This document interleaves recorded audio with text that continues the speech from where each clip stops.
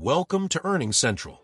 In this video, we'll break down AngioDynamics' first quarter fiscal year 2025 earnings call in under 4 minutes. We'll cover the key financials and major takeaways so you can stay informed without spending hours listening to the full call.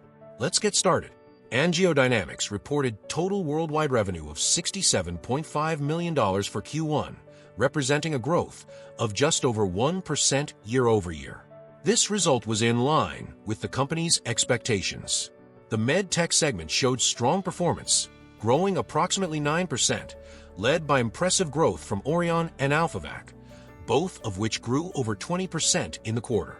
The company made significant progress towards profitability, reporting an adjusted EBITDA loss of only $200,000 compared to a loss of $1.1 million in the same quarter last year. Adjusted earnings per share showed improvement as well, with a loss of 11 cents per share, up from a loss of 16 cents per share in Q1 of fiscal 2024. Auryon, AngioDynamics' atherectomy system, continued its strong performance with 25% growth over the prior year. The company is seeing increased penetration in hospitals and benefiting from the recent launches of Auryon XL and the 1.7mm catheter. Additionally, Auryon received CE mark approval, opening up opportunities in the European market. The mechanical thrombectomy business, which includes AlphaVac and AngioVac, saw mixed results. AlphaVac grew over 21% year-over-year, showing strong adoption for pulmonary embolism treatment. AngioVac revenue stabilized at $5.8 million, in line with the previous quarter. NanoKnife revenue declined 6.9% compared to Q1 of fiscal 2024, primarily due to tough year-over-year comparisons.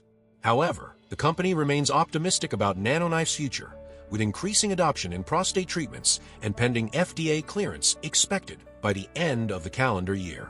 AngioDynamics reaffirmed its fiscal year 2025 guidance, projecting revenue between $282 million and $288 million, representing growth of 4.2% to 6.4%. The company expects MedTech net sales to grow 10% to 12% and MedDevice net sales to grow 1% to 3%. Looking ahead, AngioDynamics is focused on several key strategic areas to drive growth.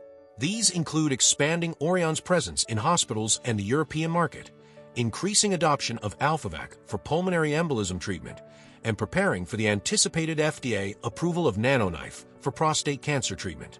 The company is also making progress on its shift to outsourced manufacturing, which is expected to generate approximately $15 million in annualized savings by fiscal 2027.